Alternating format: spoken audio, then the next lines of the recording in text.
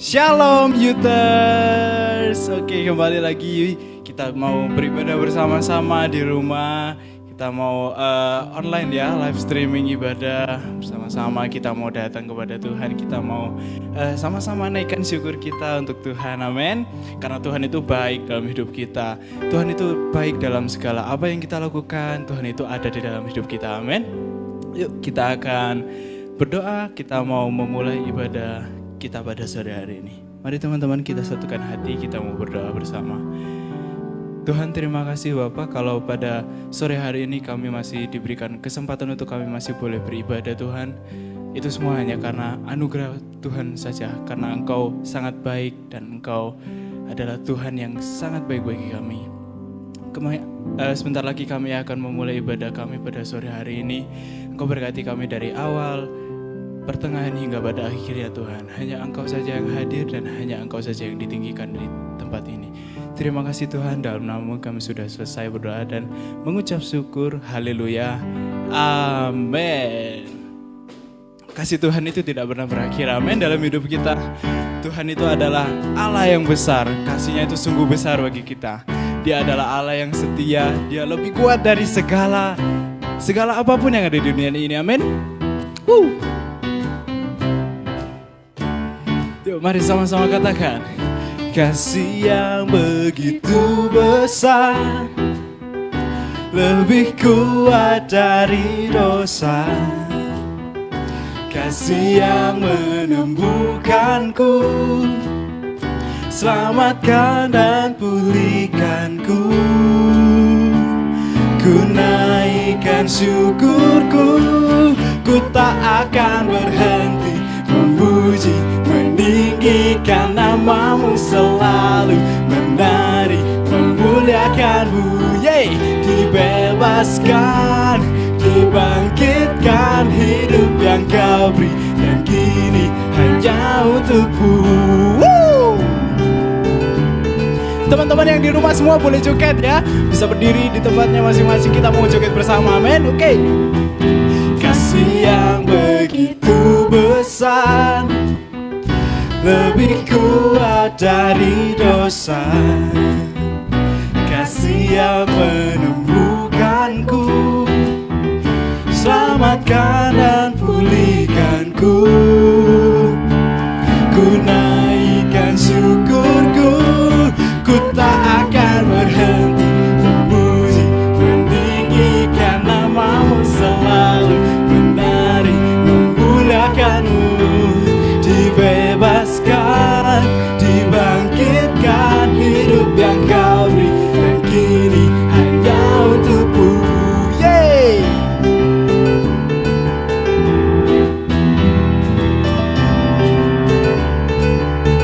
Kasih Tuhan itu begitu nyata, amin, dalam hidup kita.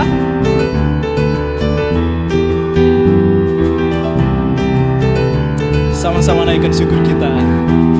Ku naikkan syukurku, ku naikkan syukurku, ku tak akan berhenti memuji, meninggikan namamu, selalu menari, memuliakanmu. Dibebaskan, dibangkitkan, hidup yang kau beri dan kini hanya untukmu, takkan berhenti. Yeay. Meninggikan namamu. Katakan dibebaskan, dibebaskan, dibangkitkan, hidup yang kau beri dan kini hanya untukmu, hidup yang kau beri dan kini hanya untukmu. Berikan sorak-sorai bagi Tuhan kita yang mulia. Tuhan itu besar atas kita, amin. Kasihnya itu Dia itu adalah Allah yang setia. Dia tidak meninggalkan kita dalam keadaan apapun, amin teman-teman. Meskipun kita dalam keadaan yang baik, meskipun kita dalam keadaan yang susah, mau kita dalam keadaan yang sedih sekalipun, Tuhan itu pasti bersama dengan kita, amin. Yuk sama-sama kita naikkan betapa dalamnya.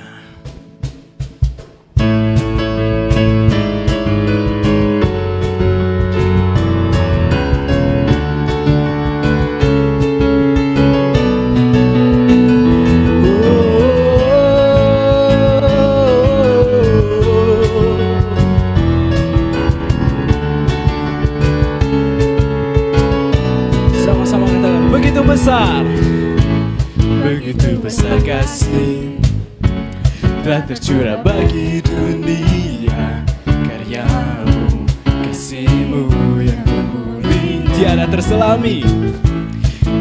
terselami, besar dan ajaib perbuatanmu. Kau beri hidupmu bagi diriku,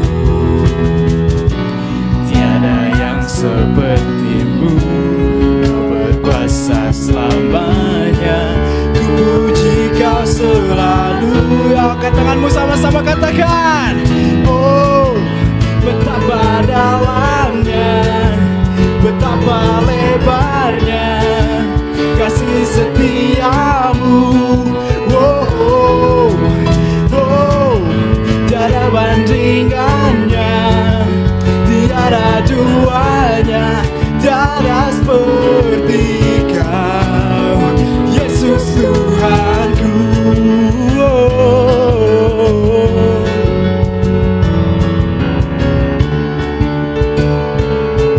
Katakan dengan segenap hatimu, begitu besar kasih, begitu besar kasih telah tercurah bagi dunia.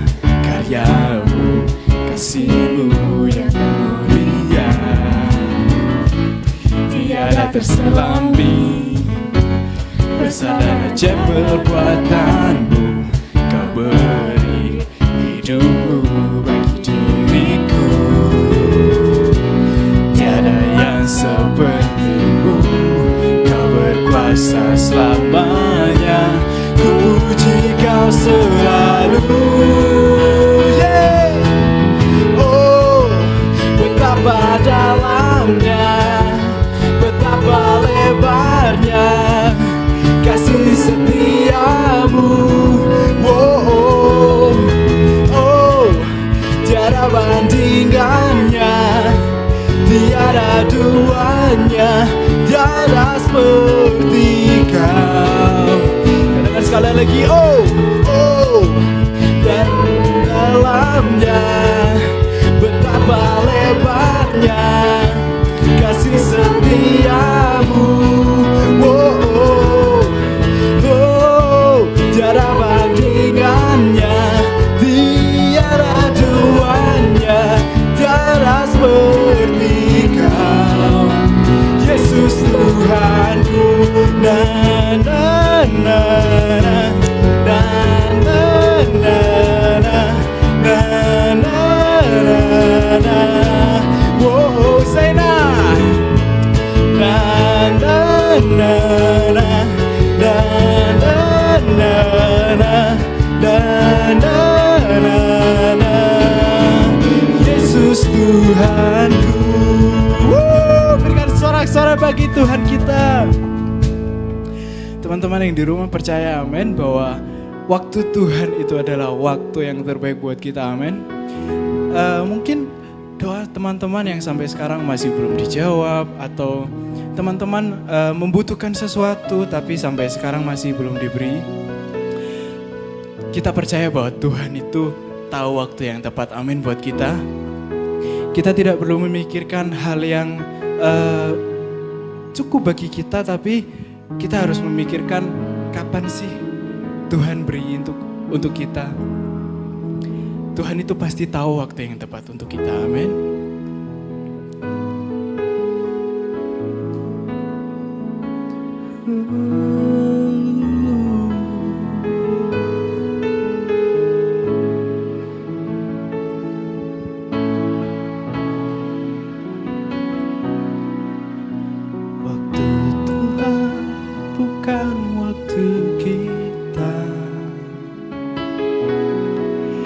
Jangan sesali keadaannya. Untuk semua ada waktu Tuhan.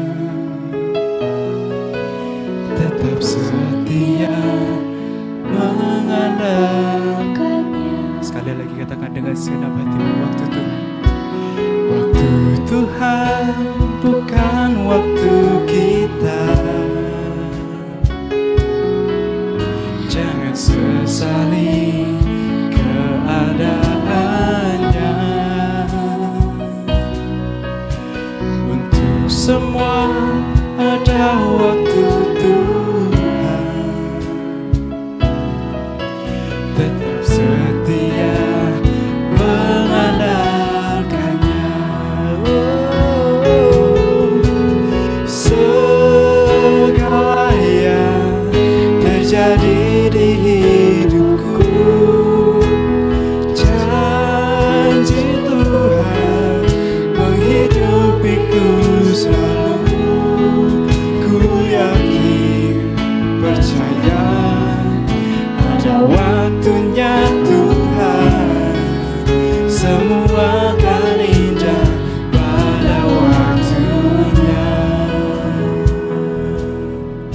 sekali lagi dengan sungguh-sungguh hati katakan, waktu Tuhan bukan waktu kita. Jangan pernah engkau sesali keadaannya. Jangan sesali keadaannya. Untuk semua ada waktu Tuhan. Tetap setia mengandalkannya. Segala yang terjadi di hidupku, janji Tuhan menghidupiku selalu.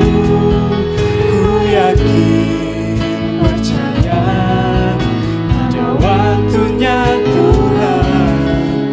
Semua akan indah pada waktunya. Segala yang terjadi di hidupku, janji Tuhan menghidupiku selalu. Ku yakin, percaya ada waktunya Tuhan. Semua akan indah pada waktunya. Katakan dengan lembut sama-sama. Segala yang terjadi di hidupku, janji Tuhan menghidupiku selalu. Ku yakin, percaya ada waktunya Tuhan. Semua akan indah pada waktu. Lebih lembut lagi di arah segenap hatimu katakan, segala yang terjadi di hidupku, janji Tuhan menghidupiku selalu. Ku yakin, percaya ada waktunya Tuhan. Semua akan indah pada waktunya. Semua akan indah pada waktunya. Semua akan indah pada waktunya. Terima kasih Bapa, kami percaya bahwa janji-Mu ya dan amin. Dan kami tidak pernah Engkau tinggalkan Tuhan. Di dalam lembah kelam sekalipun Engkau Tuhan yang setia membimbing menuntun setiap kami. Oleh sebab itu doa kami, biarlah Tuhan melalui Roh Kudus-Mu Kau terus membawa kami anak-anak muda untuk semakin hari semakin mengasihi-Mu, semakin memiliki iman yang teguh di dalam Engkau, semakin dewasa dan semuanya yang kami lakukan boleh menyenangkan hati-Mu Tuhan. Terima kasih dan tiba saatnya untuk kami sore hari ini bersama-sama akan belajar firman Tuhan, juga sharing mengenai hubungan. Biarlah Tuhan Yesus Engkau menyertai kami, memberikan hikmat bagi setiap kami, untuk kami dapat bersaksi, untuk kami dapat menceritakan kebaikan Tuhan melalui apa yang kami alami sepanjang hidup kami sampai hari ini Tuhan. Terima kasih Tuhan Yesus, terima kasih Bapa. Kami percaya Engkau Tuhan yang berdaulat penuh atas ibadah live streaming pada hari ini, sehingga anak-anak muda baik yang di tempat ini maupun yang ibadah di rumah masing-masing, kami percaya hadirat-Mu Tuhan juga menjangkau hati mereka. Hadirat-Mu juga memulihkan kehidupan mereka Tuhan, meneguhkan mereka, menguatkan mereka. Mungkin saat ini mereka dalam masa-masa yang sulit, biarlah Tuhan imannya boleh semakin teguh di dalam Engkau, imannya boleh semakin kuat di dalam Engkau. Dan doa kami Tuhan, satukan kami dalam roh-Mu di dalam ibadah sore hari ini. Kami rindu hadirat-Mu terus mengalir memenuhi setiap kami dan mengubahkan kami. Hanya di dalam nama Tuhan Yesus kami berdoa, haleluya, amin.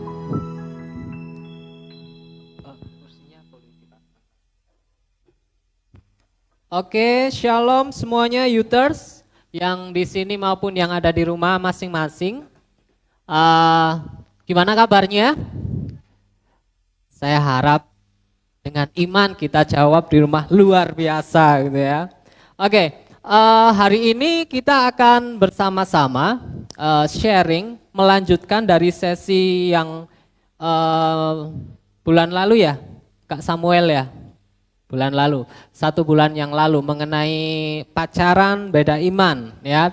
Dan hari ini kita adakan sesi yang kedua untuk memperlengkapi karena waktunya kan waktu itu mepet pun itu kemarin 1 jam lebih kita nggak kerasa ya. Tapi hari ini mungkin nanti Kak Gino bisa minta tolong untuk timekeeper ya, mengingatkan kita kalau sudah kelewatan bisa dikasih tahu ya, karena kalau ngobrol terlalu asik itu kadang-kala nggak kerasa 1 jam, 1,5 jam. Dan hari ini lebih spesial lagi, kalau minggu lalu cuma saya dengan Samuel, tetapi hari ini kita ada ketambahan beberapa bintang tamu ya. Ada Park Jisung. Enggak ya, ada teman-teman dari Youters di mana mungkin mereka nanti ada pengalaman yang bisa di-sharingkan sehingga bisa menguatkan setiap kita. Oke, untuk teman-teman yang ketinggalan topik yang beberapa waktu lalu, 1 bulan yang lalu tepatnya kita bahas mengenai pacaran beda iman, boleh apa enggak. Kita mungkin sekedar flashback aja ya sebentar, minta tolong untuk PowerPoint-nya ditampilkan sebentar supaya teman-teman yang minggu lalu tidak mengikuti atau bulan lalu nggak mengikuti bisa nyambung dengan lanjutan dari topik kita yang kita bahas minggu lalu. Nah, pacaran beda iman atau beda agama ya. Dasarnya Alkitabiahnya juga jelas di dalam 2 Korintus 6 ayat 14 ya, bahwa kita harus memiliki pasangan yang sepadan ya, bukan pasangan yang tidak sepadan, itu yang Tuhan kehendaki. Nah, minta tolong untuk di next, teman-teman bisa lihat nanti setelah selesai ibadah ini saya akan share PowerPoint-nya di grup WA Youth ya. Kalau yang belum tergabung di grup WA Youth nanti bisa minta ke atau DM di IG-nya Youth ya. Oke, next aja. Jadi ada hal yang harus kita perhatikan sebelum kita memutuskan mau berpacaran. Yang pertama adalah kita harus mengetahui ya dan menentukan apa yang penting bagi hidup kita. Jadi pacaran minggu lalu sudah kita bahas, nggak sekedar oh aku suka dia lalu udah pacaran aja, enggak seperti itu. Tetapi ada tujuan, motivasi ya. Motivasi apa sih yang penting ya dalam hidup kita? Jadi ketika kita membangun satu relasi ya, hubungan dengan seseorang yang sudah mantep ya, bahwa suatu saat nanti dia akan menjadi pendamping hidup kita, harus di dasarnya apa? Tuhan ya. Jadi ketika kita membangun relasi pun kita membangun hubungan, ya kita landasannya hubungan kita untuk memuliakan Tuhan, bukan untuk sekedar memenuhi ego kita karena kita kesepian atau karena kita supaya nggak diejek teman-teman, oh jomblo nggak laku, bukan itu ya. Tetapi ada sesuatu yang lebih besar dari sekedar memenuhi kebutuhan diri sendiri, yaitu apa? Tuhan ya. Karena kita adalah umat yang dipanggil untuk melayani dan melaksanakan kehendak Allah dan bukan melayani diri sendiri atau perasaan sendiri ya. Jadi itu. Yang kedua adalah siapa yang akan kita pilih untuk menjadi pasangan kita. Yang pertama ya, kalau di dalam 2 Korintus 6 ayat 14 sudah dikatakan janganlah kamu merupakan pasangan yang tidak seimbang dengan orang-orang yang tak percaya, sebab persamaan apakah terdapat di antara kebenaran dan kedurhakaan. Yang kedua ya, harus benar dulu ini ya. Yang kita pilih adalah pasangan yang seiman. Apakah seiman saja cukup? Tidak ya, tetapi harus sepadan. Kenapa? Karena banyak juga orang rumah tangga sama-sama Kristen, suaminya mungkin males ibadah, istrinya rajin, ada. Nah, itu kan juga mempengaruhi ya. Jadi pertimbangannya banyak sekali. Makanya ketika kita mau memilih pasangan hidup ya, kita memutuskan untuk memilih si A, si B, si C, jangan keburu-buru ya, banyak pertimbangannya ya. Dan firman Tuhan banyak referensi di situ, bagaimana memilih pasangan yang berkenan, yang dikehendaki Tuhan ya. Yang pertama harus seiman. Oke, next, selanjutnya. Oke, yang ketiga. Next lagi. Jadi sudah jelas bahwa pasangan beda iman itu enggak boleh, apapun alasannya ya. Kenapa? Karena dijelaskan di dalam Keluaran 34 ayat 16, ya, Ulangan 7 ayat 3, terus kemudian Nehemia 13 ayat 26 dan sampai 27. Larangan itu diberikan Allah karena Allah mengasihi anak-anaknya. Tuhan gak ingin karena pasangan hidup tetapi keselamatan kita tergadaikan. Karena pasangan hidup yang cuma sementara nih di dunia ini, akhirnya apa? Apa yang kita akan peroleh, sesuatu yang kekal itu kita lepas begitu saja, ya. Oleh sebab itu Tuhan melarang ya anak-anaknya untuk, kalau di dalam perjanjian lama itu Allah melarang bangsa Israel untuk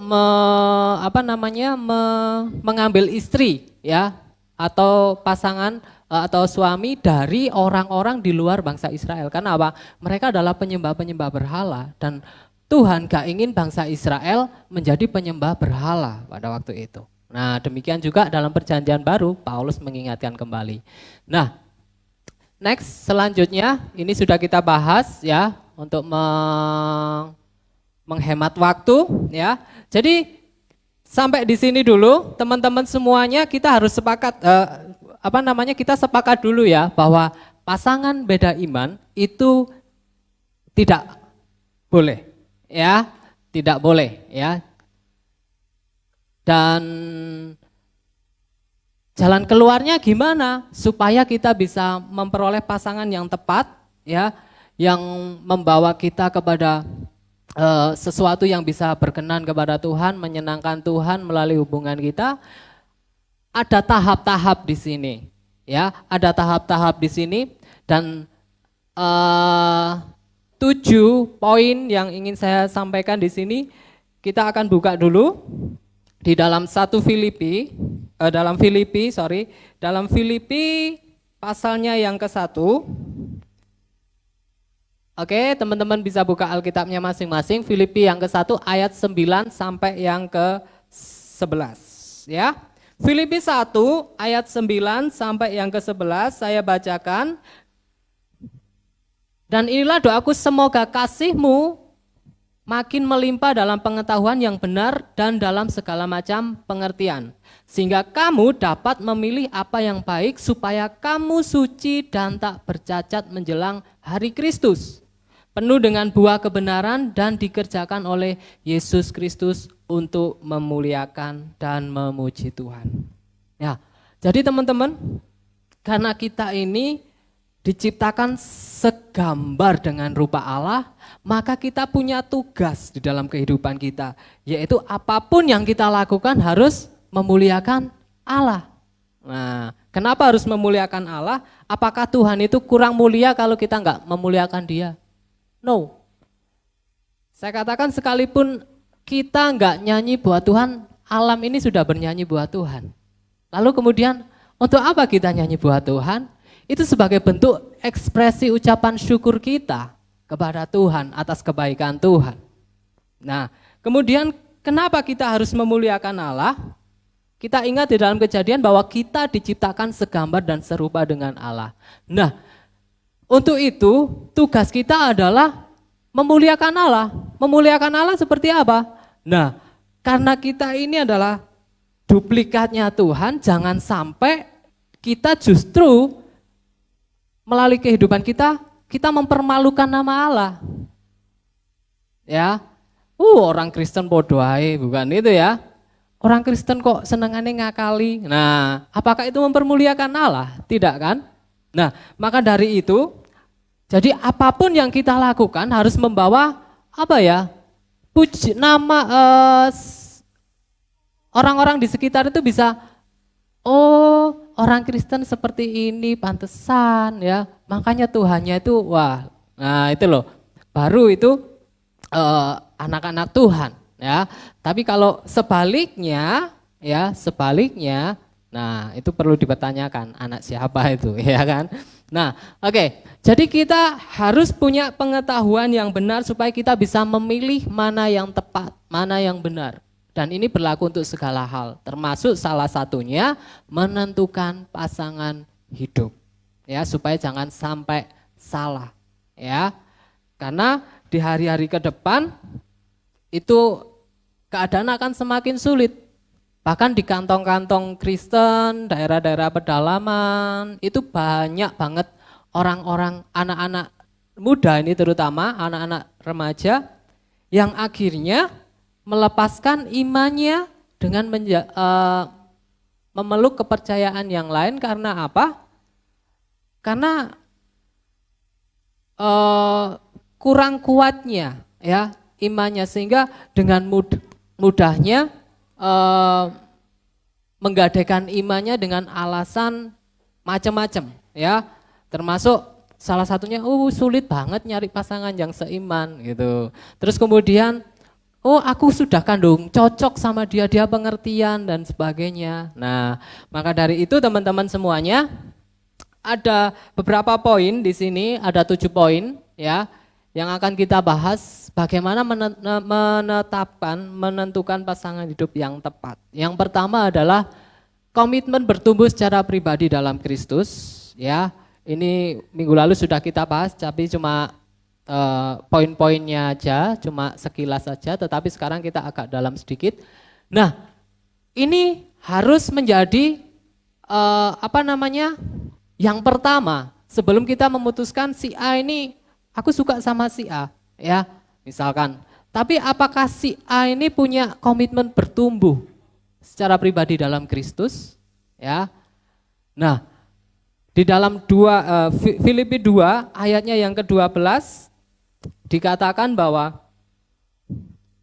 hai saudara-saudaraku yang kekasih, kamu senantiasa taat, karena itu tetaplah kerjakan keselamatanmu dengan takut dan gentar. Bukan saja seperti waktu aku masih hadir, tetapi terlebih pula sekarang waktu aku tidak hadir.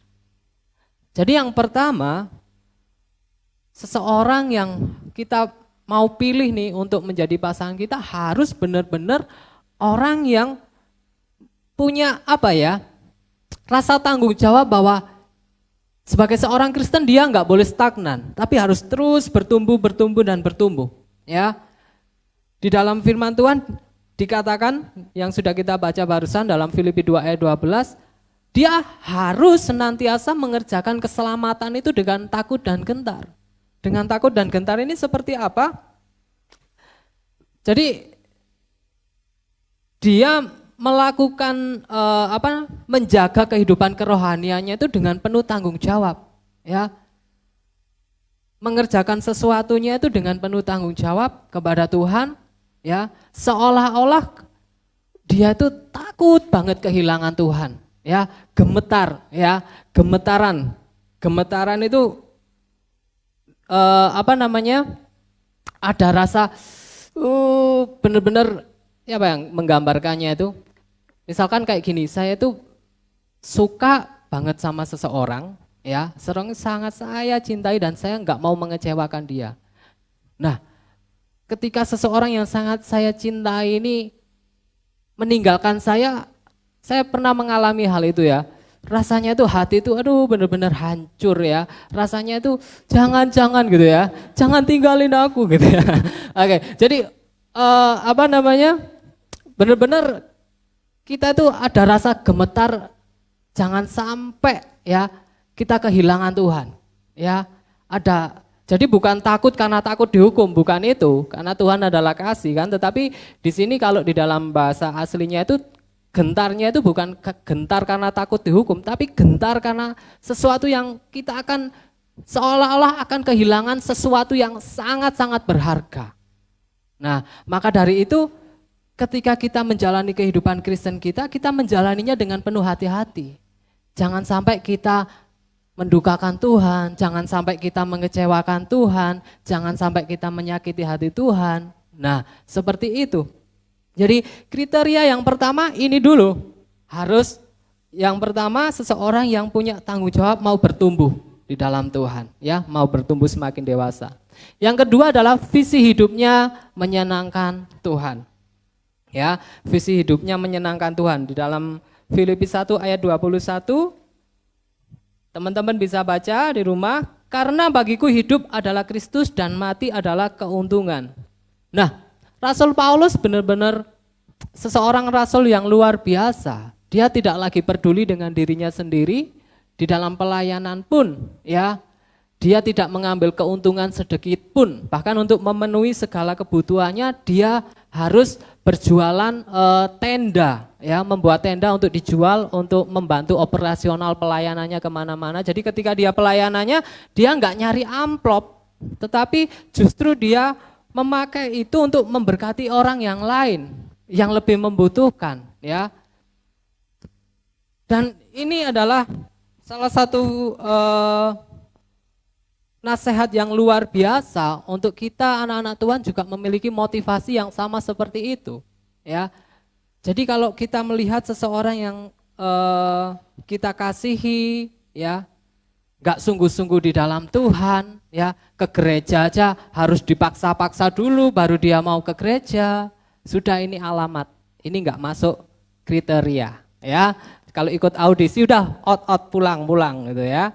Tetapi kalau kita melihat ya paling tidak 60 atau 70% lah dari apa yang kita lihat, oh orang ini benar-benar punya semangat untuk menyenangkan Tuhan. Nah, itu baru kita mulai mantepkan lagi ya. Terus kemudian yang ketiga, next Rebecca, yang ketiga kita baca di dalam Lukas 16 ayat yang 10, ya, Lukas 16 ayatnya yang ke-10. Mari kita baca bersama-sama.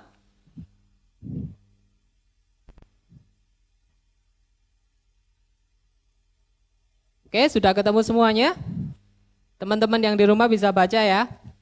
Lukas 16 ayat yang ke-10, barang siapa setia dalam perkara-perkara kecil, ia setia juga dalam perkara-perkara besar. Dan barang siapa tidak benar dalam perkara-perkara kecil, ia tidak benar juga dalam perkara-perkara yang besar. Jadi di sini berbicara soal kejujuran, kesetiaan, baik kepada sesuatu yang tidak kelihatan Tuhan sendiri maupun yang kelihatan. Ya, jadi kalau secantik-cantik apapun atau seganteng apapun seseorang yang kita cintai, kalau orang itu nggak jujur, sudah nggak usah dipertahankan, ya. Karena mau nggak kalian ketika menikah nanti punya pacar yang cantik tapi suka membohongi kalian, bahkan mengkhianatin kalian, ya. Jangan sampai nanti ketika menikah nyanyiannya tiap hari ku menangis seperti itu ya. Seperti sinetron Indosiar yang selalu istri yang selalu disakitin itu, ya. Ini Oke. Jadi jangan sampai seperti itu, ya. Jangan sampai seperti itu. Jadi ketika kita memutuskan atau mulai berpikir ke arah sana, yang ketiga orang ini harus jujur, ya. Harus setia baik dalam perkara kecil maupun perkara yang besar, ya. Karena kalau perkara yang kecil aja dia setia, ya, otomatis Tuhan pasti kasih kepercayaan kepada hal-hal yang besar, ya, karena sudah teruji kan. Nah, oke, yang keempat ya, dewasa dan bertanggung jawab ya. Dalam 1 Korintus 13 ayatnya yang ke-11 ya, 1 Korintus 13 ayatnya yang ke-11 kita akan baca bersama-sama. 1 Korintus 13 ayatnya yang ke-11. Oke, teman-teman bisa baca? 1, 2, 3. Ketika aku kanak-kanak, aku berkata-kata seperti kanak-kanak. Aku merasa seperti kanak-kanak, aku berpikir seperti kanak-kanak. Sekarang sesudah aku menjadi dewasa, aku meninggalkan sifat kanak-kanak itu. Sifat kanak-kanak yang pertama yang negatif ya, yang negatif, ada yang positif, ada yang negatif. Ngambekan, gampang marah ya, dijanjini apa sama papanya, papanya lupa, udah ngambek, pintunya digedor, dar gitu ya kan. Oke, terus kemudian dan masih banyak lagi. Nah, kembali lagi ke slide. Jadi teman-teman, dewasa di sini artinya kita benar-benar punya sikap yang dewasa secara rohani, jasmaninya dewasa ya. Kalau kanak-kanak mungkin gampang sakit hati ya, gampang marah, gampang tersinggung dan lain sebagainya, itu yang kelihatan ya.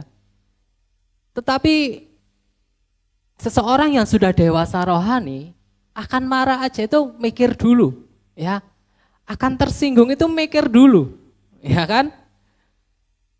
Karena apa? Sudah punya pemahaman yang benar bahwa itu enggak sejalan dengan apa yang firman Tuhan perintahkan kepada kita ya, sakit hati dan lain sebagainya.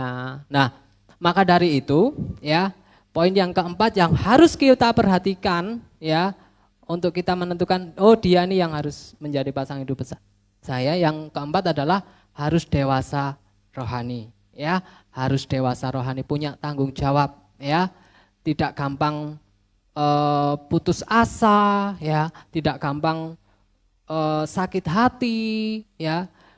Karena kalau kita menjalin hubungan isinya tiap hari berantem, apakah itu memuliakan Tuhan? Enggak kan? Nah, maka dari itu carilah pasangan yang kriterianya yang keempat dewasa dan bertanggung jawab. Ya, oke. Yang kelima, gambar dirinya sehat. Gambar dirinya sehat. Teman-teman nanti bisa baca untuk mempersingkat waktu ya, dalam Matius 22 ayat 39. Jadi gambar diri sehat itu kita tahu kan bahwa kita diciptakan serupa dan segambar dengan Allah ya. Jadi enggak gampang putus asa ketika menghadapi persoalan karena tahu bahwa kita punya Tuhan, itu salah satunya ya. Termasuk tutur katanya ya. Orang kalau atau kurang percaya diri karena sesuatu yang mungkin dianggap kurang cantik, kurang apalah, ya kan? Nah, yang kelima ini harus ada di dalam kriteria yang sebelum kita memantapkan oh orang ini sudah sesuai nih, ya kan? Nah, gambar diri yang sehat itu yang benar-benar menyadari bahwa dirinya itu adalah milik Tuhan yang sangat berharga. Diciptakan Tuhan itu unik ya. Meskipun enggak diciptakan Tuhan seperti orang lain yang punya banyak kelebihan, talenta dan lain sebagainya, dia enggak minder karena dia pasti punya sesuatu yang unik, yang menarik ya, yang beda dari yang lainnya. Yang dimana itu juga bisa membawa untuk bisa menyenangkan Tuhan, memuliakan Tuhan. Nah itu ya. Terus kemudian yang keenam, sikapnya positif terhadap hidup. Nah hari ini misalkan contoh hari ini ya, kita semuanya kan menghadapi masa-masa yang sulit ya. Orang yang positif itu pasti akan mengingatkan pasangannya di masa sulit ini kita harus tetap optimis. Ya, contoh ya, kamu nggak usah takut. Kita punya Tuhan yang luar biasa. Pasti kita bisa ngelewatin masalah ini. Nah, seperti itu. Tapi kalau sikapnya tidak positif terhadap hidup, ketika menghadapi persoalan, bawaannya apa? Sambat, putus asa, ngeluh, nyalahkan orang lain, bahkan pasangannya, atau bahkan nyalahkan Tuhan. Tuhan, kenapa kamu gak sayang sama aku? Kenapa kamu biarkan aku melewati masa seperti ini? Nah, seperti itu. Berarti pandangan sikap hidupnya itu negatif, dan orang yang memiliki ciri seperti itu, sekalipun dia ganteng, sekalipun dia mungkin hebat, pinter dan lain sebagainya, tetapi kalau sikap hidupnya itu negatif, udah jangan diterusin, tinggalin aja. Ya, makanya sepadan itu nggak mudah. Ya, sepadan itu banyak yang harus kita pertimbangkan, maka dari itu jangan buru-buru. Ya, oke. Terus kemudian memiliki kasih Kristus, ini yang paling utama. Jadi ketika teman-teman suka sama orang, jangan merasa cukup hanya modal apa? Cinta. Ya, modal cinta doang. Karena cinta yang dunia ini ajarkan harus menguntungkan saya. Ya, seperti itu. Tetapi beda dengan kasih Kristus. Kasih Kristus adalah kasih yang murni, kasih yang tulus, tidak mengharapkan apa ya istilahnya pamrih dan lain sebagainya, tetapi kasih yang benar-benar mau berkorban. Itulah kasih agape itu. Ya, jadi kalau di dalam menjalin hubungan kita ada kasih agape ini, kita akan enjoy. Bahkan ketika menghadapi perbedaan karakter dan lain sebagainya, kita bisa bicarakan dengan baik-baik. Enggak, wah kamu itu harus seperti ini, A, B, C, D. Nah, seperti itu. Kita menuntut pasangan kita sempurna. Enggak ada di dunia ini pasangan yang sempurna. Ya, kalau kita pengen dapat pasangan sempurna adanya di surga. Ya, karena di sana sudah enggak ada orang yang lagi terikat dengan dosa, ya kan? Oke? Jadi itu 7 checklist yang perlu kita pertimbangkan sebelum kita menetapkan siapa yang akan menjadi pasangan hidup kita. Jadi yang pertama sudah jelas bahwa pasangan beda iman itu dilarang, ya, tidak boleh, ya. Dan jalan keluarnya bagaimana agar kita mendapatkan pasangan yang berkenan di hadapan Tuhan, yang bisa memuliakan Tuhan, yaitu tadi 7 poin ini tadi harus teman-teman paling tidak dari orang yang kita lihat, yang kita sukai gitu kan, kita melihat bahwa oh orang ini ada ini poin 1 dia memang belum sempurna sih, tapi paling tidak nilainya 60 lah, poin 1, poin 2 70 lah, poin 3 50 lah, enggak apa-apa kan nanti bertumbuh. Nah tapi paling tidak 7 poin ini harus ada di dalam orang yang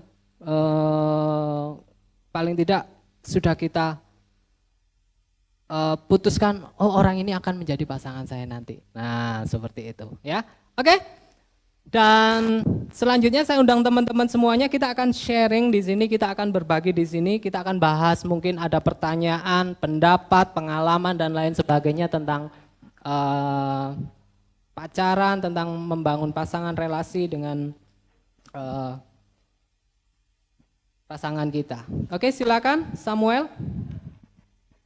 Tetapi di sini ketika saya membahas ini bukan berarti saya menyuruh teman-teman semuanya untuk pacaran loh ya.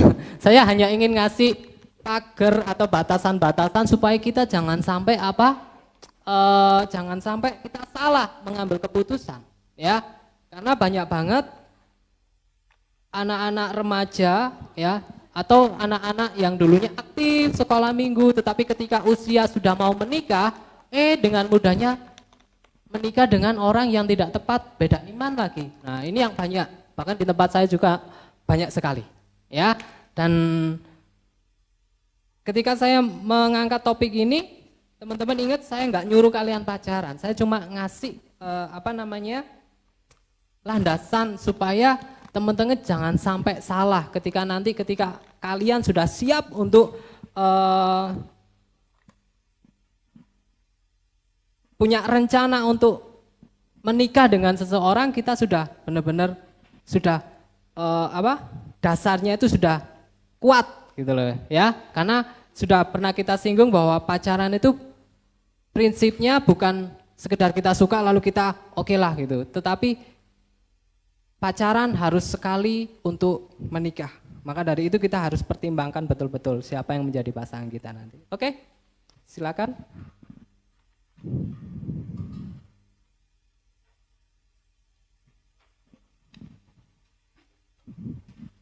Nah, eh, di dalam pembahasan kita yang lalu sampai hari ini, mungkin ada di antara teman-teman yang ingin berbagi, ya, teman-teman yang ingin berbagi, atau teman-teman yang ingin menanyakan sesuatu yang mungkin belum terjawab di dalam sesi 1 maupun sesi 2. Teman-teman bisa langsung aja, kalau mau bertanya atau berpendapat, silakan. Atau ada yang sedang mengalami kegundahan, ya, kegundahan, atau ada yang mengalami sedang sulit move on seperti itu, ya. Oke, silakan teman-teman. Nah, tetapi dasar pacaran kita, yang pertama kita sudah bahas bahwa nggak cukup hanya di sini ada apa, Kak Lucy? Dia sama aku. Saya ilustrasikan seperti simpul tali ini. Simpul tali ini nggak akan menjadi sesuatu kepang yang cantik kalau hanya ada 2 tali aja. Bisa ngepang? Bisa. Bisa, oke. Coba Samuel pegang 2 tali ini, bisa nggak menjadi satu kepangan yang cantik?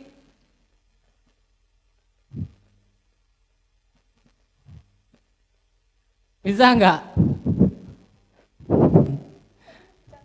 Nah, lebih cantik 3. Oke. Nah, berarti nggak cukup hanya aku dan dia. Nah, tetapi harus ada satu lagi supaya menjadi satu kepangan yang cantik, yang kuat, ya, yang nggak tergoncangkan. Kalau seperti ini kan diginikan aja buyar, ya kan? Nah, tetapi harus ada aku di sini. Siapa aja? Dia. Nah, ada siapa? Aku, Tuhan dan dia. Aku, Tuhan, dan dia. Kenapa? Yesus adalah kasih yang abadi. Kasih yang abadi hanya di dalam Yesus. Nah, coba kalau sekarang 3, bisa nggak menjadi kepangan yang cantik gitu?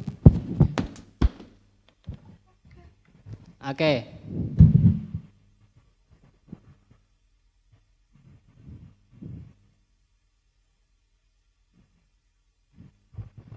Bisa?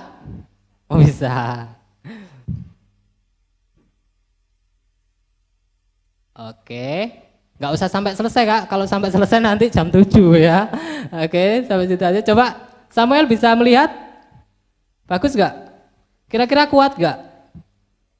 Lebih kuat dari yang tadi? Ya pasti ya. Oke, jadi dalam membangun hubungan pun nggak cukup hanya aku dan dia, tetapi di tengah-tengahnya harus ada apa? Tuhan di tengah-tengah hubungan kita. Bayangkan kalau kita menjalin satu hubungan tanpa ada Tuhan di tengah-tengah kita. Pengalaman pernah? Pernah pasti. Ya, gimana kira-kira? Hambar. Nggak ada rasanya. Gak ada rasa. Nggak ada sesuatu yang ingin bertumbuh bersama, itu nggak ada. Jadi kayak kosong gitu. Oh, jadi buat senang-senangan, kesenangan yang semata gitu aja sih. Tapi pengalaman nih, berarti pernah ya mengalami pacaran dengan landasan hanya sekedar suka gitu tanpa adanya Tuhan di tengah-tengah hubungan kita? Ya, pernah. Mungkin bisa menceritakan sedikit dengan orang yang sama-sama Kristen atau orang yang berbeda iman? Kalau beda iman pernah, yang sama-sama Kristen tapi nggak saling membangun pernah juga. Nah, dengerin ya. Berarti nggak cukup hanya seiman ya, karena seiman belum tentu sepadan ya. Karena identitasnya mungkin Kristen, tetapi secara kedewasaan rohaninya belum ya. Diajak doa, males ini lagi main Mobile Legend, PUBG ini lagi Mobile Legend lagi push rank ini ya, dan lain sebagainya, banyak alasannya, ada aja ya seperti itu. Oke, mungkin yang pertama dulu, ceritakan mungkin secara singkat dengan orang yang beda iman dulu. Kendalanya apa, masalahnya apa waktu itu? Kendalanya tuh lebih kayak ngekang gitu loh Kak. Ngekang, oke. Jadi aku ke gereja, dia tuh kayak pengen tahu, kamu masa sih kamu ke gereja gini, coba lihat gini di video call, terus Jadi kita tuh kayak jauh sama Tuhan jadinya. Kamu nggak boleh ke gereja gini sama aku aja gitu. Nah, Jadinya gitu. oke, saya tangkap di sini. Berarti ketika pacaran dengan seseorang yang beda iman, karena dia menyamakan pasangannya dengan dirinya sendiri mungkin ya. Iya. Jadi seseorang itu diawasi betul, mungkin karena dia sebelumnya kebiasaan bohong mungkin. Iya. Jadi dia takut dikadalin, yo kadal kok dikadalin gitu kan. Nah, sehingga pergi ke sini suruh video call, pergi ke sini suruh video call, terus Gak enak banget pasti. gak enak banget ya. Siapa namanya? Vinka kira-kira mau nggak punya pasangan yang ganteng tapi seperti itu? Ya nggak mau ya. Nggak mau. Sama aja.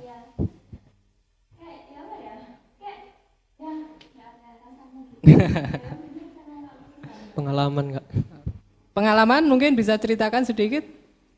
Pengalamannya itu ya sama gitu, pacarnya kayak posesifnya itu yang sampai berlebihan gitu, kayak pardon, kayak yang semua akun itu dipegang dia gitu loh. Jadi akun Instagram, terus kayak chat WhatsApp itu setiap hari dia harus tahu saya harus chat sama siapa gitu. Bahkan sampai pun saya mau follow idola yang perempuan itu pun sampai nggak boleh gitu. Waduh. Itu Ya. iya sampai kayak gitu ya. Rasanya seperti Anda digigit bagong. Nggak bisa ngapa-ngapain. Tapi ini seiman atau enggak seiman? Ya? Seiman. Seiman. Nah, seiman berarti dari 7 checklist yang saya bahas tadi banyak poin yang enggak ada di situ ya. Iya. Nah, berarti tapi kamu masih bertahan atau? Enggak. Oh, enggak. Enggak kuat. Meski kau terus sakiti aku mungkin. Ya, oke.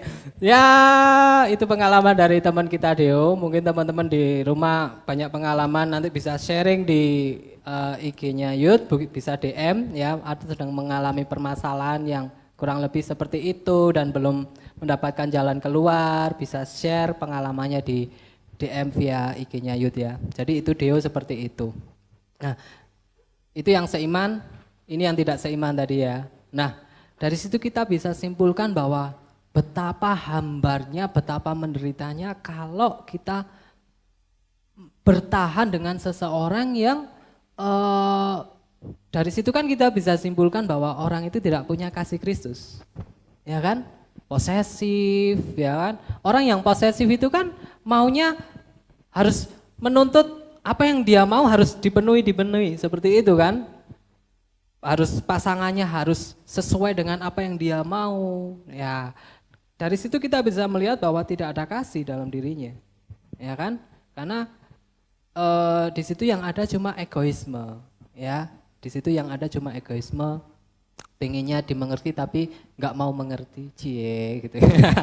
Oke, itu pengalaman dari Dio seperti itu ya. Mungkin dari Samuel ada hal yang ingin dibagikan atau ditanyakan boleh ya.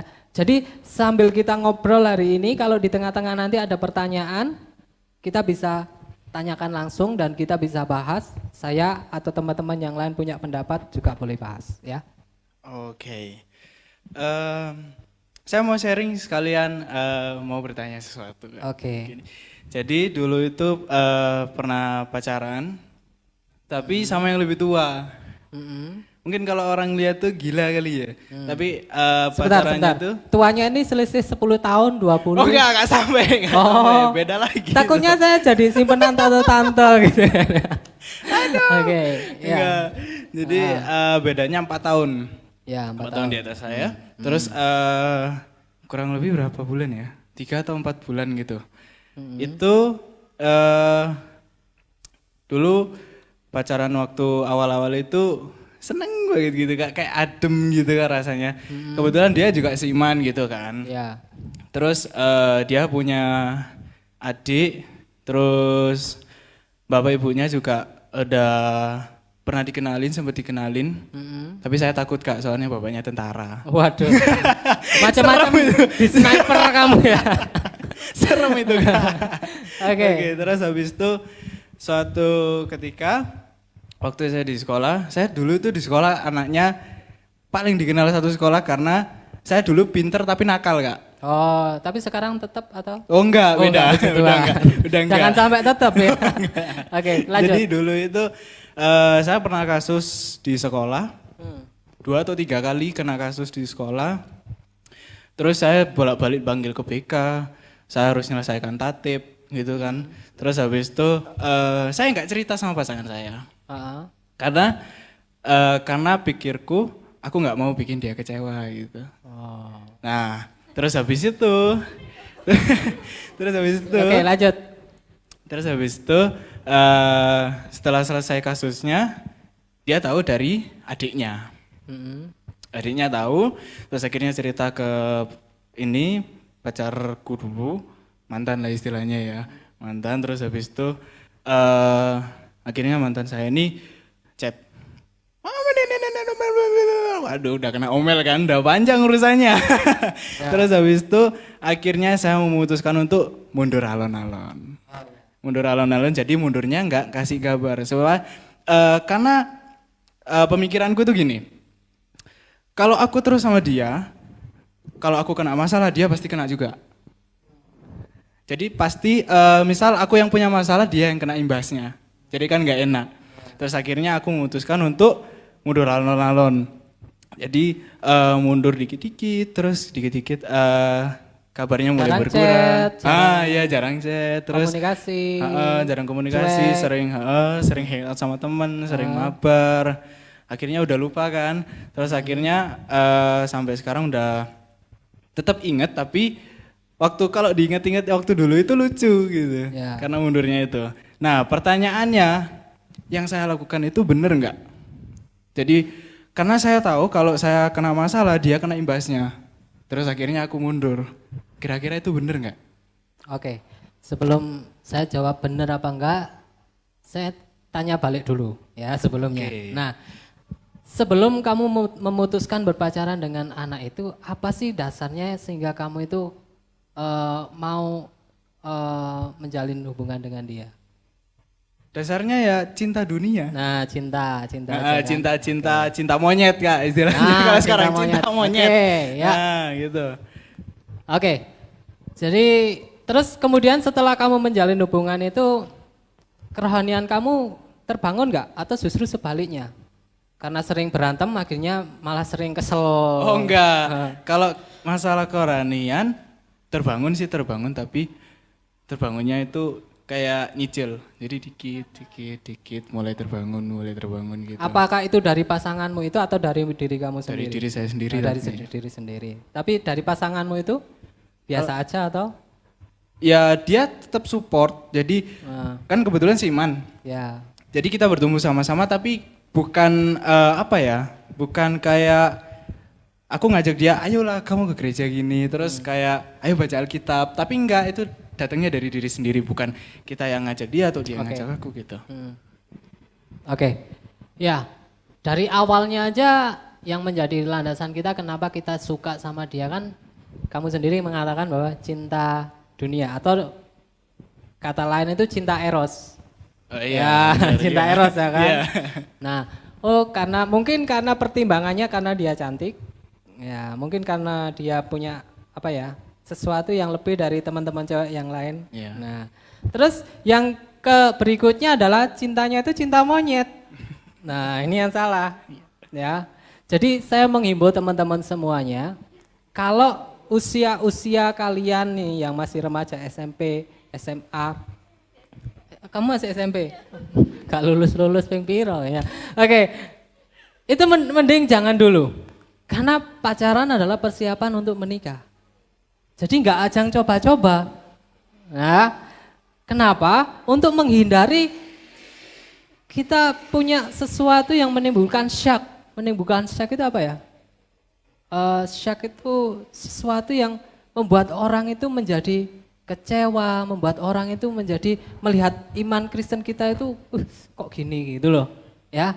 Sehingga akhirnya tidak mendatangkan kemuliaan bagi Tuhan. Nah, sampai di situ tadi saya bahas apa tadi sebelumnya? Saya sampai lupa. Oke, jadi pacaran adalah satu persiapan untuk pernikahan. Jadi kalau ingin main-main, udah nggak usah dulu. Ya, Makanya ada 7 tahapan tadi sebelum memutuskan bahwa dia ini adalah pasangan yang tepat, ya. Kalau dari 7 itu tadi, dasar 7 itu tadi sudah kalian lihat di orang yang kalian kasihi, ya, orang yang kalian kasihi, ya sudah bawa dalam doa, ya. Tetapi masih ada syarat yang ke-8, dia harus suka sama kamu. Nah, kita lihat nih seseorang, waduh, orang ini luar biasa ya, dia itu cinta Tuhan, melayani Tuhan, cantik gitu kan. Terus poin 2 ada 3, 6, 7, 8, terus kemudian sampai 7 dulu ya. Wah, Tuhan aku yakin, oh Tuhan gitu. Terus kemudian ketika kalian menyatakan perasaan kalian sama dia ternyata maaf, aku belum siap. Maaf, aku sudah punya pacar. Gak bisa kamu, gitu. Atau kita pakai apa namanya? Bukan cinta ditolak, nubuatan bertindak. Waduh. Wah, gak bisa, Tuhan mengatakan kalau kamu itu jodohku. Gitu. Udah bawa dulu. Bawa memperalat nama Tuhan ini ya. Jangan sampai seperti itu gitu kan. Ya. Memang ada pasangan-pasangan, salah satunya Bapak Gembala kita. Beliau dinubuatkan oleh beberapa hamba Tuhan, ya. Dasarnya memang Ibu Enda dengan Pak Edi ini, beliau bersaksi memang nggak sama-sama suka, ya. Karena selain beda ras juga karakternya beda, bukan kriterianya lah. Tetapi ada beberapa kali hamba Tuhan yang mendoakan dia bahwa harus menjadi pasangan dan diteguhkan beberapa kali. Bahkan sampai ketika menikah pun menangis gitu. Kenapa Tuhan kok ini? Ternyata setelah menjalani prosesnya menjadi pasangan yang luar biasa.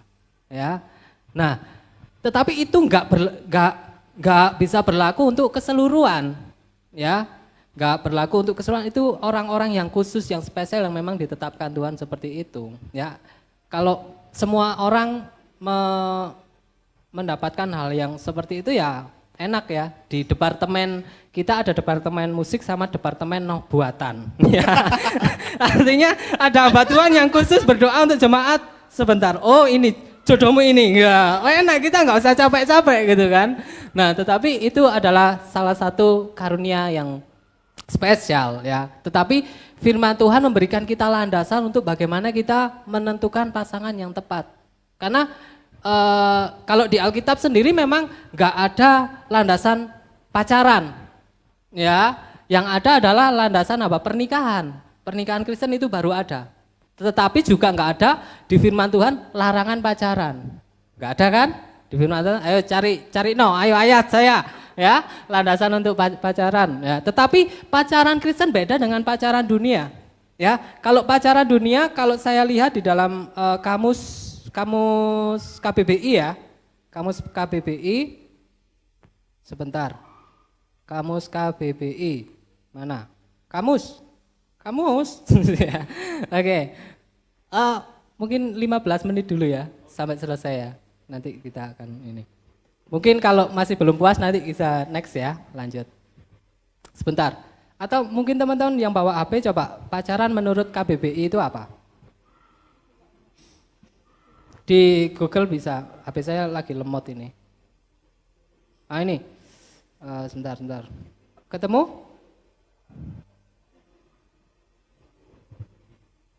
Ini sudah. Nah, di sini saya lihat di dalam kamus KBBI ya, pacar itu definisinya adalah teman lawan jenis yang tetap dan mempunyai hubungan berdasarkan cinta kasih atau kekasih. Nah, terus kemudian kalau berpacaran, bercintaan atau berkasih-kasihan. Nah ini kan negatif. Nah ada orang-orang yang tujuannya nembak seseorang karena dia cantik, sorry yang cewek ya, bodinya bagus gitu ya. Terus pikirannya kemana-mana yang negatif. Nah itu yang salah.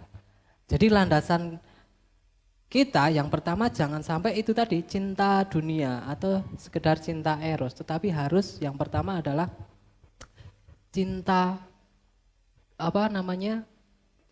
cinta yang sesuai apa yang firman Tuhan ajarkan. Itu dulu ya. Oke, jadi beda ya pacaran eh, yang sesuai dengan apa ya pacaran Kristen dengan pacaran dunia gitu aja ya supaya lebih mudahnya itu beda ya. Memang di dalam firman Tuhan nggak ada landasan bahwa pacaran landasan pacaran secara alkitabiah gitu. Ayatnya nggak ada kalau pacaran gitu kan. Tapi pernikahan ada.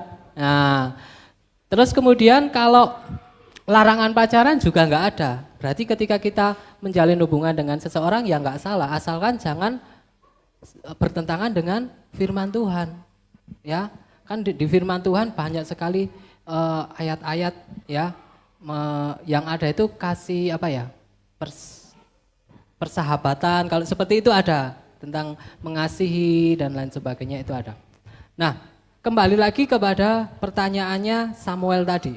Ya, apakah yang saya lakukan itu benar atau salah? Mundur alon-alon, ya. Mundur alon-alonnya pakai nyanyi apa enggak? Oh enggak pakai chat. Saya kira aku mundur alon-alon gitu ya. Oke. Nah, dari dasarnya aja kita sudah menilai bahwa langkahnya sudah salah. Ya. Langkahnya sudah salah. Terus juga dari apa yang Samuel bagikan tadi, pasangan itu juga agak posesif ya. Agak posesif seperti itu. Dan mungkin dari beberapa poin yang saya bahas tadi itu banyak yang kurang di situ. Nah, kalau dari situ kan kita sudah bisa memutuskan, oh berarti dia memang bukan pasangan yang tepat buat saya. Itulah, ya. Jadi saya rasa ya oke, enggak apa-apa kalau memang seperti itu, ya. Tetapi jangan terlalu nafsu setelah putus, harus nyari lagi gitu ya. Supaya ada teman chatting ya. Kalau motivasi kita cari pasangan supaya HP kita enggak sepi ya, itu sudah salah gitu loh. Ya. Oke. Jadi sampai sini sudah cukup atau ada pertanyaan lagi? Oke, ada pertanyaan lagi. Misal kita suka sama orang ini, suka sama orang, terus akhirnya udah deket, terus kita bangun sebuah komitmen. Kita bikin sebuah komitmen ini.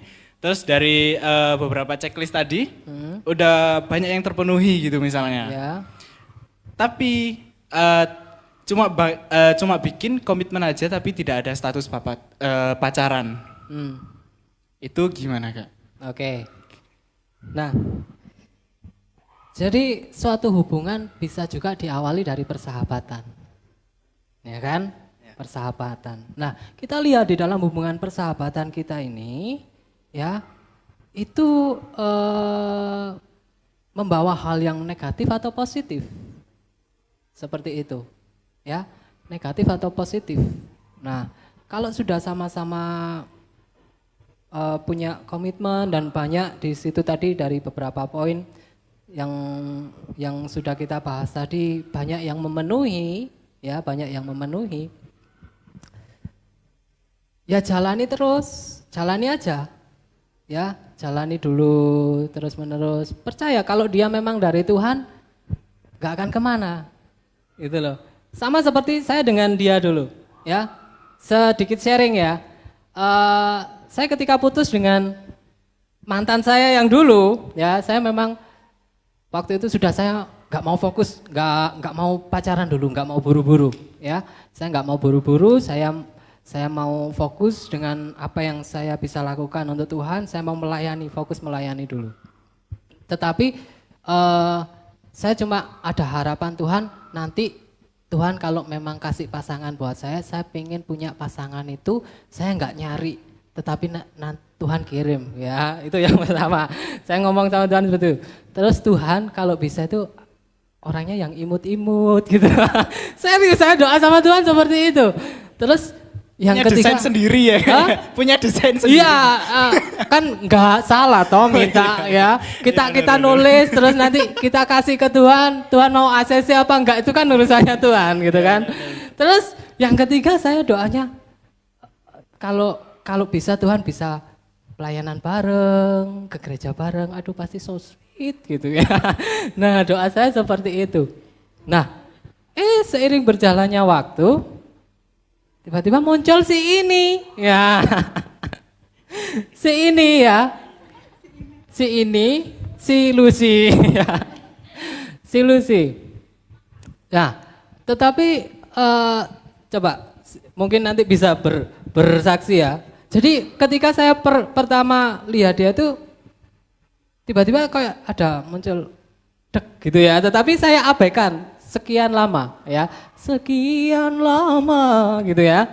Karena apa? Saya Tuhan saya mau melayani ya. Saya mau fokus melayani dulu. Sampai ada teman saya ya. Teman saya yang dulu pernah tinggal sama saya itu ngomong sama saya, dia itu suka sama ini. Nah, itu waktu saya menguji. Sewaktu saya menguji, saya prinsipnya kalau dari Tuhan nggak akan kemana gitu kan. Ya sudah, dia nggak punya sepeda motor tak pinjemin. Nih pakaian, kalau kamu mau ngajak dia jalan-jalan silahkan. Saya ngomong gitu sama dia. Oh seneng dia kan. Jadi karena apa? Saya di situ saya sedang proses apakah ini hati saya pribadi atau memang ini dari Tuhan. Saya sedang galau di situ. Jadi saya mengujinya seperti itu. Saya biarin dia dengan jalan dengan teman saya ini. Jadi saya persilakan dia mau ngajak jalan dan di mana. Dan ketika saya mengizinkan dia jalan, ya sama dia nih. Jadi saya tanya dia. Saya itu tipenya orang yang cuek, ya. Betul. Tipe yang cuek, yang pura-pura enggak ini padahal ini gitu ya. Oke. Jadi ketika dia pulang ke rumah itu dia curhat, Mas, koyoknya dia enggak seneng dia ambek aku gitu. Masa awakmu ganteng, gagah, gede dukur gitu. Iya. Masuk Mas jalan ambek aku sing diceritakne sampean, sing ditakokne sampean bilang gitu. Aduh. Itu saya setelah dia cerita itu saya tetap kekeh saya ya udah cobaan dulu lah sampai beberapa kali dan mungkin bisa jangan sebutkan inisialnya atau ini ya tapi ya. Jadi bener sih, jadi waktu pertama kali kenal itu kayak ada something gitu. Oke. Jadi sebelumnya teman-teman saya nggak ada settingan, saya mendadak ngomong soal ini ya. Dia nggak tahu kalau saya akan cerita ini ya. Oke, silakan lanjutkan. Jadi pertama kali ketemu. Jadi kita nggak ngarang ya, ini berjalan apa adanya. Oke, silakan. Itu waktu di youth ya Kak ya. Waktu di youth, kakak ini kok aduh kok gimana gitu, kok ada sesuatu yang menarik gitu walaupun kecil, jadi kecil sih, jadi pada mantanku itu kecil dekil. Iya dia ngaku setelah ini aku kok bisa suka sama kamu ya padahal kamu itu dekil, kamu paling jelek di antara mantanku, dia ngomong seperti itu. Iya padahal mantanku itu tinggi, jadi kakak kelas yang juara 1 olimpiade gitu. Oh kok bisa ya aku suka sama kamu, dan tuh prosesnya tuh kayak tiba-tiba jadian, aku gitu, kok bisa ya gitu, aku kok bisa suka sama kamu. Jadi lucu sih prosesnya itu, nggak pakai nembak-nembakan, cuman di chatting aja ya waktu itu ya. Ya, jadi kita sahabatan ya, temenan biasa gitu. Jadi sempet sih ini saking cueknya, jadi wah ya udahlah, dia mau ninggalin saya. Ya saking cueknya, ya ampun, aduh ya udahlah wes. Sing temenku itu bilang gini, anak youth juga salah satunya. Kamu cewek, harusnya kamu sadar, gak boleh ngejar-ngejar. Oh ya udah wes, oke, gengsinya. Oke, ya wes. Aku berdoa ya Tuhan, masa bukan jodohku. Tapi seiring berjalannya waktu ternyata dia mengungkapkan. Dan itu prosesnya cepat daripada yang lain. Kalau yang lain tuh aku nerimanya harus seleksi dulu. Oh kamu harus beli ini dulu, harus gini. Kalau dia tuh gampang banget, paling gampang bahkan. Jadi ya ada perubahan sih setelah dari aku sendiri, setelah mengenal dia tuh banyak perubahan yang membangun gitu. Oh, kepala saya berat sekali. Jangan besar kepala ya. Jadi banyak secara rohani, secara semangat, apapun tuh jadi semangat gitu. Kayak apa? kayak cintanya tuh kayak apa, kayak tulus gitu loh. Jadi kayak aku yang dapat dari cowok-cowok yang lain aku nggak bakalan bisa dapat kayak gitu. Aku jadi mikirnya gitu, wah ini pasti dari Tuhan aku. Tapi tetap dalam doa, tetap doa Oke. terus gitu. Ya, jadi itu pengalaman kita ya Samuel ya. Jadi awalnya kita memang berteman dulu. Dan saya memang tipe cowok yang nggak mau keburu-buru. Jadi saya ya cuek. Saya sebenarnya suka gitu, pengen ngungkapin tapi saya tahan-tahan dulu ya. Karena saya berusaha Tuhan apakah ini yang memang Tuhan kehendaki ya. Ya cara saya lihat dulu itu tadi. Oh, dia semangat pelayanan, semangat untuk Tuhan. Itu dulu yang saya lihat. Saya uji dulu. Tanpa saya suruh dia aktif doa malam dan mudah-mudahan dia ikut doa malam bukan karena saya. Awalnya iya, tapi sekarang enggak. Waduh, awalnya. Enggak, Oke. seiring berjalannya waktu kan makin ngerti, makin iya. dikasih pengertian. Oh jadi, oh gini, oh gitu. Jadi semakin berkembang, semakin itulah Kak. Oke. Nah, jadi sebelum saya memutuskan nembak dia itu yang menjadi pertimbangan saya, saya jadi ingat doa saya itu setelah sekian lama. Aku kan pernah doa, Tuhan kalau memang dari Tuhan, Tuhan kirim dong, gitu kan. Dia kan datang ke gereja sendiri ya. Datang sendiri kan ke gereja. Ini yang pertama. Yang kedua wajahnya imut-imut gitu kan. Kecil kayak marmut gitu ya, enggak ya. Terus kemudian yang ketiga bisa pelayanan bareng. Jadi waktu itu ketika saya melayani dia, pelayanannya kan di sekolah minggu gitu kan dulunya. Saya bantu dia kok. Tapi saya cuek memang di situ ketika pelayanan. Sampai kok cuek semen saya aku. Ya wis lah aku. Karena saya takut kalau saya saya salah gitu loh. Saya salah, tapi yang menjadi pertimbangan saya ya, apakah ini jawaban dari Tuhan ya? Jadi saya butuh waktu sekian lama. Nah kalau Samuel sedang menghadapi masalah yang seperti itu, sekarang kalau memang dari Tuhan itu, udah serahkan sama Tuhan, doakan, sahabatan bisa aja, ya bisa aja. Tapi nanti kalau ketika seperti ini ya, tadi ketika sudah benar-benar mantap mengungkapkan sama-sama ngungkapin perasaannya, pengen menjalin hubungan yang lebih serius, nanti pasti akan tiba waktunya sendiri. Jalanin aja. Mungkin ada tips?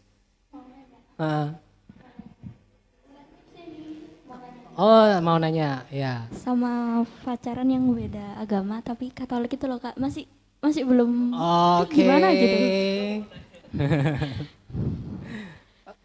Terus pertanyaannya? Ya itu kan gimana ya? Kan sama-sama Tuhan Yesus gitu ya. Kan ada jujur mama sama papa aku tuh beda agama, tapi mama itu Kristen, papa itu Katolik. Tapi mereka sudah menjalin pernikahan gitu. Ya. Ya kayak gimana gitu loh, Kak. Nah, oke. Kalau kamu melihat papa mamamu sendiri, kendalanya di dalam menjalin hubungan rumah tangga itu soal iman ini ya, apa sih? Ada kendala nggak mereka? Kalau kendala banyak. Banyak. Banyak ya, Kak. Mungkin kasih 2 atau 1. Yang pertama, mama kayak mama itu kayak kepala keluarga gitu. Terus kalau papa itu kayak kebalikannya gitu loh Kak. Jadi kayak mama itu kayak lebih membimbing papa daripada papa membimbing Secara mama rohaninya gitu. itu lebih dewasa mama Iya. daripada papa. Oke.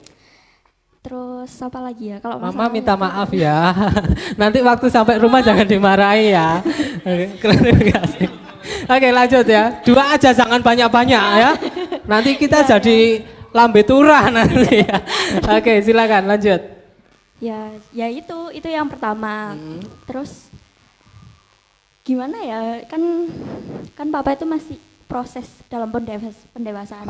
Kalau ya. aku ngomong ini papa itu masih kurang dewasa gitu Kak. Oke. Maksudnya kan aku juga gimana ya, aku tuh kayak butuh seorang ayah yang membimbing keluarga gitu Ya. kan. Tapi aku tuh kayak berusaha memahami itu dari dulu, dari awal. Dari aku kecil itu kayak mama gitu yang selalu anuin aku itu mama gitu. Tapi kalau papa itu gimana ya ngomongnya makanya gitu. Oke. Ya, saya sudah bisa nangkap poin yang pertama. Oke, poin yang kedua mungkin Kendala apa selain itu? Kendala ya ada. Oke. Ada Oh, pokoknya ada. Kak. Ya, nggak berani mah dia mah. Oke. Oke. Ya, saya akan langsung saja. Di dalam kekristenan itu sebelumnya sebelum adanya agama Kristen, ya Kristen kan macam-macam. Ada Kristen Ortodok, Protestan dan lain sebagainya. Itu kan awalnya Kristen itu adalah satu, nggak bisa-bisa seperti sekarang. Ya, di dalam apa yang saya pernah bahas waktu lalu di dalam Kisah Para Rasul itu kan untuk pertama kalinya jemaat di tempat itu disebut Kristen, ya. Dan dari situlah kekristenan itu menyebar, ya. Kekristenan itu menyebar dan di dalam prosesnya ketika kekristenan itu sudah menjadi seperti lembaga. Di situ ada bapak-bapak gereja, ya kan? Itu dinamakan disebutnya Katolik Am. Jadi kekristenan yang bersatu. Nah, tetapi seiring berjalannya waktu itu mungkin karena apa ya? Doktrin yang mulai macam-macam, akhirnya itu muncullah ya pengajaran yang tidak berlandaskan Alkitabiah tetapi dijadikan doktrin. Contohnya surat penebusan utang. Jadi kalau Deo dosanya banyak, kamu tinggal punya uang berapa, beli surat itu, dosamu diampuni. Nah, itu menjadi doktrin pada saat itu. Terus kemudian juga banyak hal yang lainnya yang sebetulnya enggak Alkitabiah, ya, tetapi dipaksakan. Kan waktu dulu orang masih minim sekali pengetahuannya. Ya kan? Jadi pemimpin agama itu dianggap seperti benar-benar wakilnya Tuhan. Jadi pemimpin agama itu kalau bilang A, kita ya sudah nurut A gitu loh. Ya. Tetapi ketika masa reformasi itu tiba, ya, ada seorang Martin Luther, dia dulunya adalah biarawan, ya. Dia itu merasa gundah dengan doktrin yang selama ini dia dicekoki oleh pemimpin-pemimpin agama dan dia nggak setuju. Salah satunya itu tadi surat penebusan utang itu, ya, karena dia punya pemahaman yang berbeda. Dia meyakini bahwa yang bisa menebus dosa manusia cuma Tuhan melalui apa? Darah Yesus. Makanya dia itu melakukan protes, ya, dan membuat 90 berapa itu tuntutan, ya, dan akhirnya timbullah perpecahan. Sejak saat itu ada Kristen Katolik, ya, ada Kristen Protestan. Nah, Kristen Katolik pun itu juga ada Kristen Barat dan Katolik Barat dan Katolik Timur. Nah, nanti saya nggak akan jelasin itu panjang lebar di sini. Jadi intinya aja, ya. Jadi kenapa timbul ada Katolik, ada Kristen Protestan? Awalnya dari situ karena perbedaan doktrin. Salah satunya itu tadi soal penebusan utang, pengakuan dosa, ya, pengakuan dosa itu harus mengaku ke Bapak, istilahnya ada, kalau teman-teman bisa kadang melihat film-film barat itu kan ada kotak khusus, di situ ada mengaku dosa dan lain sebagainya, dan terus nanti kalau sudah ngaku diberkati, seperti itu kan. Nah, hal-hal yang semacam itulah yang menjadi perdebatan sehingga muncullah yang namanya Kristen Protestan. Karena Martin Luther protes itu tadi, ya, karena dia nggak setuju dengan itu, karena nggak ada dasar Alkitabiahnya. Nah, terus kemudian Kristen Protestan juga ada macam-macam, ya, ada yang Protestan, ada yang karismatik, ada yang Injili dan lain sebagainya, ya. Nah, sikap kita, ya, gimana sebagai seorang Kristen? Nah, di dalam apa yang saya pelajarin itu ada yang namanya dogma dan doktrin. Ya, antara kita Kristen dan Katolik punya dogma yang sama, bahwa Allah itu Esa, Allah itu satu, ya, dan keselamatan itu hanya bisa diperoleh melalui apa? Kematian Kristus Yesus, ya, Kristus Yesus. Nah, dogmanya itu. Nah, di luar dogma itu ada doktrin, dan doktrin itu macam-macam. Baptisan aja ada berapa macam doktrin. Antara gereja yang nggak setuju, ada yang cuma pakai baptisan percik, celup, ya, selam, dan itu saling bertentangan mereka kan. Nah, kalau kita, posisi saya gimana? Jadi kita beda doktrin enggak masalah, tetapi yang enggak boleh adalah beda dogma. Nah, kita harus benar-benar punya doktrin, dogma yang sama bahwa keselamatan hanya ada di dalam Yesus Kristus. Nah, antara Kristen dengan Katolik, saya katakan ketika menjalin hubungan dengan yang seperti itu, secara dogma memang sama, ya kan? Tetapi ada beberapa doktrin yang berbeda dan itu bisa saja menjadi kendala. Dan saya katakan boleh atau enggak, itu relatif. Artinya kamu boleh aja asalkan kamu tahu konsekuensinya ke depan nanti. Gitu loh. Karena apa? Soal keselamatan contohnya. Di dalam kekristenan itu antara keselamatan kekal dan kematian kekal itu cuma ada dua pilihan itu. Kita pilih yang mana? Tetapi kalau di dalam kepercayaan Katolik itu ada yang ketiga, yaitu api purgatori. Jadi seseorang yang melakukan setelah meninggal, kalau dia punya dosa, dia harus disucikan dulu di api purgatori. Setelah sekian lama sesuai dengan berat dosanya ya, setelah suci baru nanti dia diangkat ke surga. Nah, ada kepercayaan yang seperti itu. Tetapi kita belum menemukan di Alkitab soal doktrin tentang itu kan. Nah, itu kendala ya. Terus kemudian yang berikutnya mengenai doa untuk orang mati. Nah, itu kan ada tetapi di kita kan nggak ada. Karena di Alkitab nggak ada yang menjadi landasan untuk kita mendoakan mereka. Karena kita percaya orang yang sudah mati ya sudah, ketika dia sungguh-sungguh kepada Tuhan ya sudah, saat ini sedang bersama-sama dengan Bapa. Ya, tetapi kalau enggak ya sudah, sekarang sedang di dalam tempat Hades atau tempat sementara sebelum penghakiman itu tiba. Dan kita mau doakan sampai welek pun ya nggak akan bisa mempengaruhi keselamatannya. Ingat kan kisahnya siapa? Lazarus ya, sama orang kaya itu. Ya, iya betul ya. Nah itu kan yang Lazarus di pangkuannya Bapak Abraham. Nah orang kaya itu pingin minta kesempatan sekali aja, Tuhan aku tak menemui keluargaku untuk ngasih tahu. Tuhan katakan apa? Sudah nggak ada kesempatan lagi. Nah itu perbedaan doktrinnya seperti itu dan masih banyak sebetulnya. Tetapi secara administrasi juga nanti juga ada kendala. Nah tetapi kembali lagi saya kembalikan kepada kamu, keputusan kepada kamu. Kalau kamu mau konsekuensinya ya yang itu tadi ya silakan.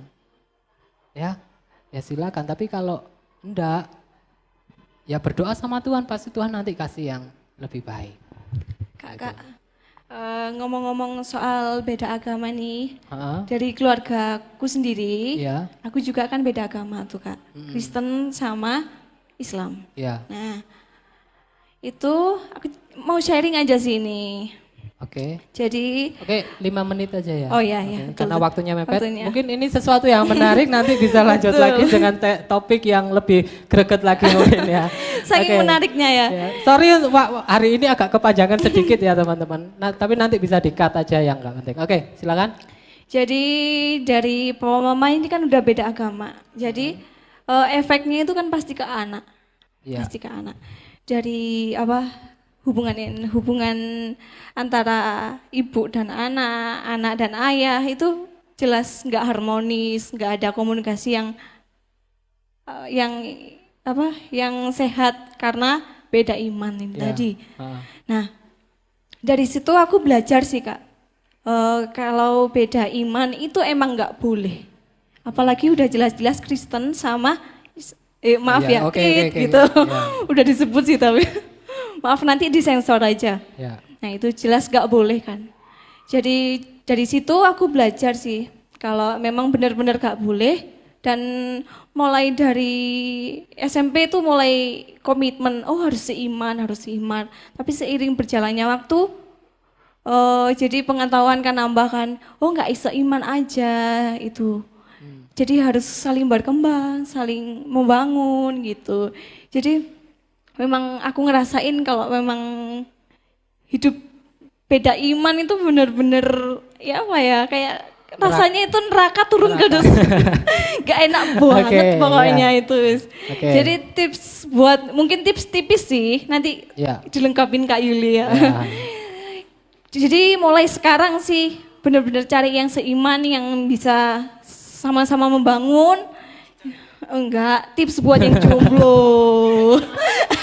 Enggak lah. Ku menangis gitu ya. Oke. Sabar-sabar Iya. itu. Jadi kan tips buat yang jomblo juga ini jodoh itu kan nyari juga kan ke ujuk-ujuk dateng gitu kan. Tadi kan cilok kan sama Kak Yuli itu kan karena suatu Tuhan yang izinkan terjadi gitu.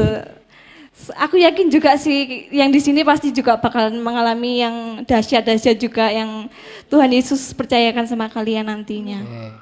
Itu aja sih Kak, mungkin bisa dilengkapi. Ya, oke. Kalau yang beda iman sudah jelas nggak boleh ya kita ya. Tetapi ada tanda kutip pengecualian. Kecuali kita dengan seseorang, kenal dengan seseorang yang dulunya agama lain, terus kemudian sebelum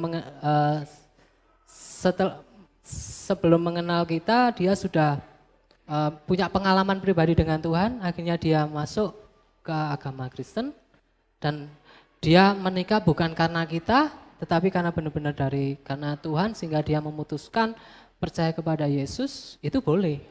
Tetapi kalau ujuk-ujuk ya, sekalipun dia mau pindah iman gitu kan, aku mau ikut Kristen, ya kan? Tetapi motivasinya apa dulu ini? Kalau motivasinya cinta dunia tadi sudah nggak usah, ya, karena nanti pasti berat banget, ya. Seseorang yang sudah Kristen bertahun-tahun aja belum tentu bisa hidup sungguh-sungguh, apalagi seseorang yang Kristennya baru kemarin, ya kan? Jadi banyak pertimbangan dan lain sebagainya. Nah, itu ya. Terus kemudian untuk yang seiman, ini juga nggak cukup seiman, tetapi harus sepadan. Kriterianya sudah ada tadi, macam-macam. Ya, oke. Jadi untuk hari ini kita tutup dulu obrolan kita yang menarik ini. Mungkin dari teman-teman yang ada pertanyaan, pendapat, pengalaman dan lain sebagainya bisa DM ke IG-nya Yud yang ada di bawah sana. Oke, di bawah sana. Oke, jadi mungkin obrolan kita hari ini cukup sampai di sini dulu. Kalau menurut teman-teman menarik dan masih ada perlu dibahas soal sesi ini, nanti bisa lanjut di sesi yang ketiga. Pesan saya, kalau masih cinta monyet jangan dulu. Pacaran adalah persiapan untuk pernikahan, bukan untuk ajang main-main, ya. Dan kita sudah dikasih paling tidak arahan sesuai Alkitabiah. Orang yang tepat untuk saya itu seperti apa, sudah ada, ya, dasarnya. Oke? Jadi itu dulu yang bisa saya bagikan hari ini. Terima kasih untuk Deo, untuk Vinka, Lucy, dan Samuel yang sudah jadi apa istilahnya itu kalau ini? Narasumber. Narasumber. Iya wis narasumber. Oke, terima kasih. Tuhan Yesus memberkati. Saya kembalikan acara selanjutnya ke Samuel. Oke, terima kasih untuk firman Tuhan yang sudah dibagikan oleh Kak Yuli, juga teman-teman yang tadi sudah sharing ya. Terima kasih semuanya. Teman-teman Youters yang di rumah pasti merasa sangat terberkati, amin. Meskipun waktunya panjang sekali ya ini ya. Mungkin kalau ada yang masih mau ditanyakan, ada yang masih aku kepo ini tentang ini, aku pengen tanya ini. Bisa nanti ditanyakan di DM-nya IG Youth kita ya. Ya di bawah sini, di bawah sini. Atau saya nanti bikinkan podcastnya nggak apa-apa sama Kak Yuli. Oke, yuk kita akan segera menutup ibadah kita pada sore hari ini. Kita naikkan sepujian Ku Bersyukur Bapa.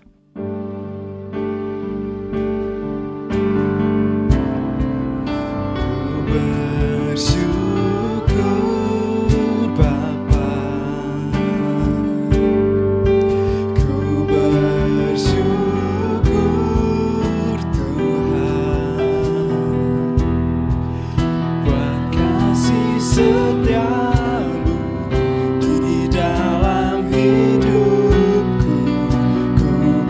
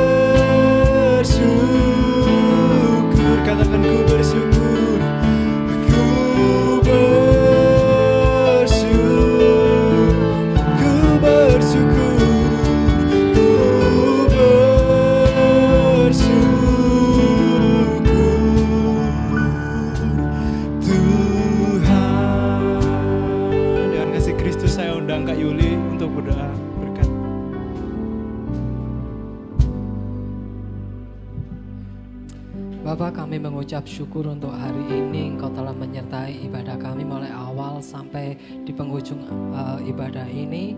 Doa kami adalah beri kami hikmat, ajar kami untuk terus semakin dewasa rohani Tuhan, supaya apapun yang kami lakukan dalam setiap pengambilan keputusan kami benar-benar mau mendengar suara-Mu dan mau menuruti apa yang Kau perintahkan, sehingga kami tidak salah dalam melangkah, bahkan salah di dalam memutuskan pasangan hidup, tetapi kami boleh belajar Tuhan untuk mengerti apa yang Kau kehendaki di dalam kehidupan kami, termasuk di dalam proses kami menuju kami mencari pasangan yang berkenan di hadapan-Mu, dan sehingga membawa hubungan kami memuliakan Engkau Tuhan. Terima kasih Tuhan Yesus, terima kasih Bapa, Engkau memberkati teman-teman Youthers yang sudah memberikan waktunya untuk melayani di dalam ibadah hari ini. Engkau berikan hati yang semakin hari semakin mengasihi Engkau lebih lagi, yang tulus melayani dan memuliakan Engkau. Dan kami juga berdoa untuk teman-teman Youthers yang ada di rumah yang sedang mengikuti ibadah live streaming hari ini, dan siapapun yang menyaksikan video kami baik di Facebook maupun di YouTube. Tuhan, Engkau memberkati mereka, menjamah mereka, dan doa kami semoga apa yang kami bagikan di sini dapat menjadi berkat buat mereka dimanapun berada. Terima kasih Tuhan Yesus, dan kami akan mengakhiri ibadah ini. Kami percaya berkat kasih damai sejahtera yang daripada Tuhan senantiasa memelihara setiap kami hari ini, esok, sampai selama-lamanya. Dan di dalam nama Tuhan Yesus kami berdoa dan mengucap syukur. Haleluya. Amin. Tuhan Yesus memberkati. Terima kasih teman-teman. Sampai jumpa minggu depan dan God bless you all.